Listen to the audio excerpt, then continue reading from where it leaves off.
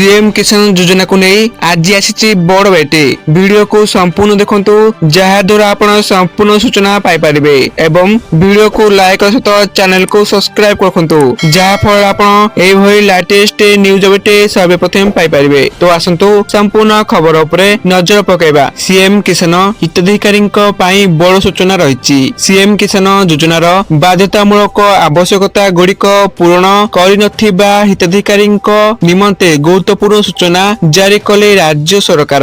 28 February मध्यरे पंजीकरण करिनथिबा हिताधिकारी माने योजनारू बाद पड़ी पारंती। तेणु आसंता 6 फेब्रुआरी शुक्रवार दिन आसुची परवर्ती किस्ती टंका 2000। तेणु ता पूर्व आपण माने पंजीकरण पई बाध्यतामूलक आवश्यकता जेमिति कि बैंक खाता सह आधार संयोगीकरण कृषक ओडिशा पोर्टल रे पंजीकरण भली आवश्यकता गुड़िक पूर्ण करने पड़िबो। एहा परे आपण आधार लिंक थिबा मोबाइल नंबर जरिया EKYC सहित निकटरे थिबा जनसेवा केंद्र किंबा व्यक्तिगत स्तर रे सीएम किसान पोर्टल जेपरिक cmkisan.odisha.gov.in रे पंजीकरण करने हेबो। अधिक सूचना पाई ब्लॉक कृषि अधिकारी कार्यालय किंबा कृषि समृद्धि हेल्पलाइन नंबर 15533 रे जोगाजोग करि परिबे। तो यह सूचना आपण माने वीडियो को संपूर्ण देखिरु आपण मानकु धन्यवाद। जय जगन्नाथ।